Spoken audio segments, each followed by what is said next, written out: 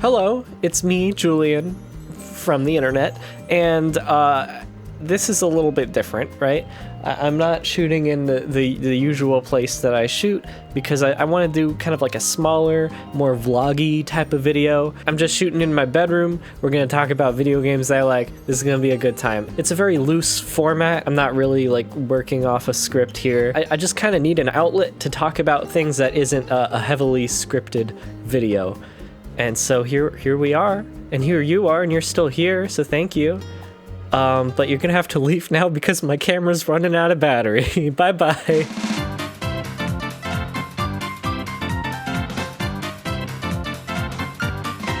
All right, we are refueled.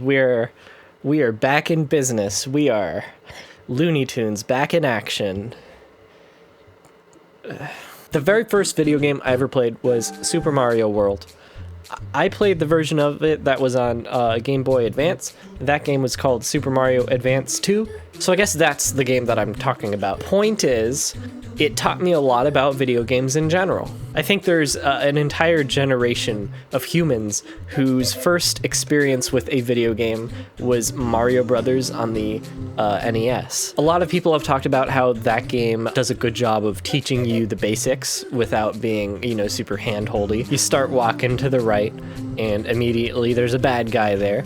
And if you run into him, you die, and that teaches you, okay, the bad guys kill you. And then cleverly, in jumping to avoid the enemy, you also get the first power-up of the game, which also goes straight towards you, and that's how you learn, oh, the mushrooms make me more powerful. So I had pretty much that experience with Super Mario World. I was 6 years old. It was the first video game I ever owned. My parents bought me the purple Game Boy Advance, and it came bundled with Super Mario World, or Super Mario Advance 2, and the Nintendo Power game guide that had a walkthrough for the entire game. I don't know if I ever really put two and two together that was the walkthrough for that game, because for whatever reason, I know it's like written as instructions, but I would like read it as fiction. I would sit there in the car reading it as if it was this captivating novel about this plumber who goes to dinosaur land or whatever. But yeah, my experience with Mario World, I saw that first enemy, I genuinely thought he was a friend, so I walked straight up to him. And you'd think after that I would learn, like, hey, avoid that guy. I didn't know. I didn't know what I did wrong. I kept walking up to him over and over again, hoping he would be my friend. Eventually, I jumped over him, but not because I knew he would kill me. I'm pretty sure I just did it to see what else there was in the level. I was not the smartest child, but yeah, I think that Super Mario World is kind of the gold standard as far as I'm concerned for 2D platformers in that vein. It's so beautifully structured, and its secrets are so much fun to find, but you don't need them, and you can just play it without even ever knowing they're there. And it's just very good. It's just a very fun time. It holds up so well. It does not feel like a 30-year-old game. Rise and shine, Mr. Freeman. Rise and shine. Half-Life 2 kicks ass.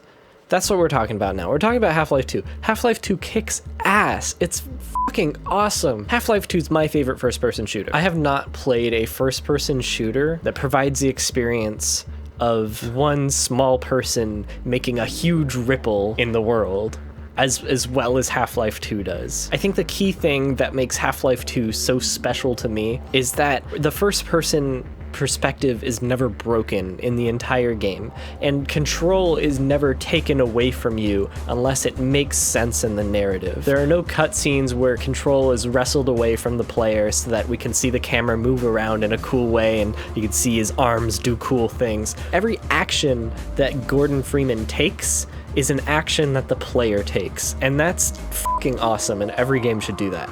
Not only is the story like really good, not only are the characters very charming, the gameplay is also just really fun. Like, people criticize the gunplay for being kind of standard, which is, I guess, kind of fair, but there's so much creativity in the actions that you can take as a player in this game. The gravity gun alone provides you with so many interesting opportunities to just play around with the physics system. I've never felt more immersed into a game than I have in Half-Life 2, and I know immersive is kind of just this buzzword that has kind of lost all meaning over the years. I really feel like I'm in this environment, and it's a game about cause and effect. There's this sense of progress in the story and in the environments that you just don't see very often.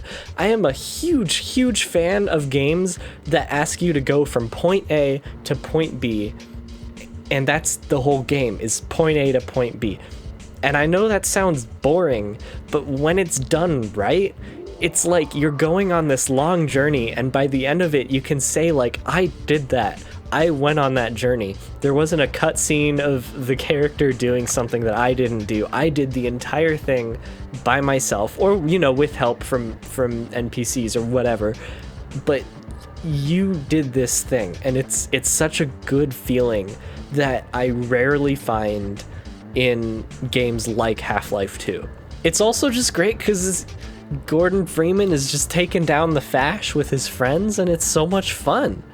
There are not enough games, I think, about real political revolution. Half-Life 2 is obviously very fantastical and very sci-fi, but I think that its depiction of this massive revolution against this oppressive evil force is just something that's like really satisfying to take part in a video game, you know? There's a really good video by Leadhead about Half-Life 2 and how it makes you really appreciate the power of human ingenuity.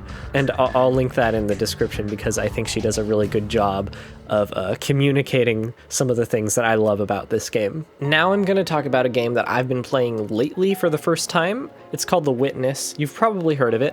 It's a puzzle game by Jonathan Blow, who made Braid. Now, I'm not going to say too much here because I actually really want to make a video about this game, but I think it might be one of my favorite puzzle games, if not my favorite puzzle game. Most puzzle games implement the puzzles into the environment of the world that you're in. So the puzzles and the story and the exploration or whatever, it's all kind of intertwined, right? Like, let's look at Portal, which is also one of my favorite puzzle games. It's a perfect game as far as I'm concerned. Everything about that game is driven by portals. Everything from the puzzles to the story to the comedy, all of it is portals. Now let's look at The Witness. You got line puzzles and you got the island, and they're kind of separate, right? Like, there's this almost like this line between we're in puzzle mode and we're in exploration mode. I feel like you could criticize the game for that, but it works for me. I like it. Like, it feels like I'm on this island, I'm solving these puzzles. It's like my own little personal theme park, and it's also empty and kind of sad. And it's weirdly been really therapeutic for me lately to play this game, to have this whole island all to myself, and have all of these puzzles scattered around the island for me to solve. The Witness is really cool, and it's actually been a really meaningful experience for me lately, post some personal stuff that's been happening in my life. And that's all I'm gonna say for now. Look forward to a video about The Witness sometime in the future. No idea when. Could be months and months from now. I have no idea. I'm sorry. Something I also like about The Witness that I've liked in other games, and I've never really been able to put my finger on how exactly to describe it. There's something about walking around in a very intricately designed 3D space, especially if it's like an interior space, that makes me very happy. Like, there are areas in The Witness that intersect through each other, and there are different tunnels and passageways and paths, and all of it just brings me joy for some reason. There's something really satisfying about it to me. It's not really something I can, like, intellectually understand. It releases some sort of chemical in my brain that makes me go, that's good. And I don't know what that is. Other games have had this. Morrowind, the third Elder Scrolls game, is known for its beautifully designed, kind of alien-looking landscapes and really fun, kind of large-scale story and in-depth characters and systems. I don't care about any of that shit. Okay, the alien landscapes are kind of cool, but there are interior environments in that game that trigger that same response in me. It makes me happy to be in there and walk around in that space. I might be the only person in the world who feels these things about these games. Please let me know in the comments if anyone else has this experience with certain games. You know, there's another game, another somewhat recent indie game that I love to pieces that I hate to talk about as like almost a subcategory of The Witness or whatever, but it's What Remains of Edith Finch. Now, this game does multiple things to me emotionally, but one of those things is this thing that I've been talking about, right? It's this very intricately designed house that has so many different secret corridors and locked off rooms, and it's very interesting and fun to explore, and it also, again, releases that weird chemical in my brain that makes me very satisfied. While we're on the subject of What Remains of Edith Finch, play What Remains of Edith Finch, because no other game has captured the feeling of being, oh god, this sounds really pretentious, but the feeling of being in a space with history as well as Edith Finch does, for me. It takes the subject of like family history and family trees and it personifies it in this house that has so much character and so much nostalgia, but also it's just dripping with sadness, and it gives me feelings that I cannot put into words. I guess I'm just really bad at putting things into words. It's really good. Play it. It'll make you cry, but it'll be worth it, and it's a very unique game. Let's talk about The Last Guardian. Also one of my favorite games. This is a game where you are a little boy, and there's a big old dog, bird, cat thing. It's huge, and it follows you around, and it helps you do things. And it's really interesting because the creature is almost the protagonist of the game. So you're kind of controlling like the helper character of the game almost, which is really interesting to me, and I feel like hasn't been done a whole lot. It also helps that the creature's design and mannerisms and animations and just everything about its AI, it just all feels super natural. And I've never been more convinced that an animal in a game is a real creature with feelings and a personality. And this is like this type of game that I think we see a lot nowadays, where it's this very emotionally charged, a little bit abstract journey. It's interesting because I think the developers of The Last Guardian kind of actually started this trend with Eco, which is another game that I really love. And then you see a lot of games that are kind of similar to Eco. You've got Journey, which I think really popularized this genre. You've got games like Abzu. I don't know if I'm saying that right. I've never played it. I hear it's good though. Rhyme, another one that I haven't played. And then there's Limbo and Inside, both pretty good games that I like. For me, The Last Guardian is still the perfect example of this type of game. I know that it's a bit of a divisive game for some technical reasons and some design reasons. Its frame rate is pretty shit. I never found it unplayable because of this, but it's definitely an issue. But the AI of Trico is a real point of contention for a lot of people, which is interesting because I actually love the way that the AI of the creature is designed. I had a dog named Indiana, named after Indiana Jones, for 7 years of my life, and he passed in 2016 when I started college. He was a very smart dog, stubborn, but smart. And we trained him to do all sorts of fun things. And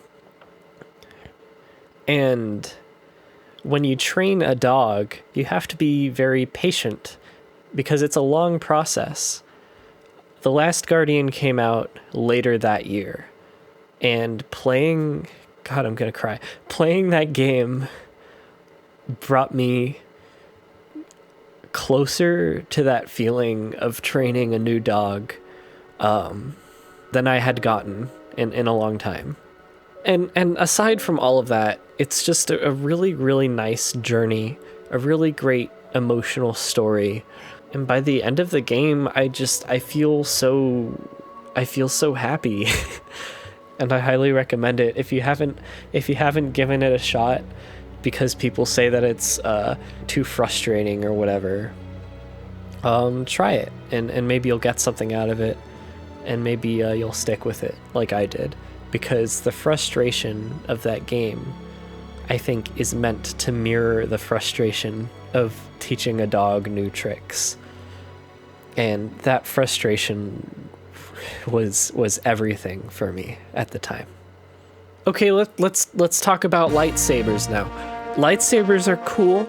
Blocks with lightsabers, hitting the blocks in time with music with lightsabers, that's badass, that's awesome. I'm not gonna say much more. Beat Saber is sick as hell. I love it. Very few rhythm games actually make me feel the beat of the song or make me feel like I'm living out the rhythm of that song like Beat Saber does. And I think a big part of that is obviously the fact that it's in VR. But Beat Saber with custom maps, it's a feeling that no other game has given me, because it's all songs that I love, songs that are meaningful and important to me, and it's pure bliss, and it's a great way to unwind, even though it's a lot of exercise. Jacob Geller, one of my favorite YouTubers, made a really good video essay about Beat Saber that I recommend checking out. While we're on the topic of rhythm games, Thumper is, I think, my favorite rhythm game. I know I just said I love Beat Saber, and I do, but Thumper is really unique in that you are creating the rhythm yourself. The rhythm is orchestrated by the player as you progress through these really strange and surreal levels. And that's another thing, is that its visuals and its sound design and the way it plays are all just so unique and so perfectly tailored to this like hellish almost experience. It's really good and really interesting. I love games that are able to use really abstract art to give you a very specific feeling. And I think Thumper accomplishes that very well. It's also tough as nails, and it really makes you feel like you're accomplishing something when you get S rank in every level, which I did. Another game that's tough as nails is Getting Over It. And this is another game that I've been playing more recently. I started playing it when I first started streaming on Twitch, which was, probably like 6 months ago or something like that. And it was the first game I ever streamed. So it has a special place in my heart because of that. And I'll probably go back to it because I've never actually finished it. It's an interesting game to me because I see the game as like this symbol of where I want to be, but I'm not there yet. And I'm gonna get there, but it's gonna take a lot of work. Like, I want to make really good YouTube videos. Maybe some people right now would say that I'm there right now, but I don't think that I am. I'm not trying to like get sympathy or anything. It's more like I have goals, and I have like standards that I want to get to, and like I think I can get there one day, but I'm just gonna keep trying in the meantime, and I'm not gonna let myself get too upset if it doesn't all happen right away. And that's something that I'm actually planning on making a video about. Not that exact thing, but something kind of similar to that, and I think you'll enjoy it. So look forward to that. So yeah, that's some games that I like. Again, this video is more of a vlog kind of deal, I guess.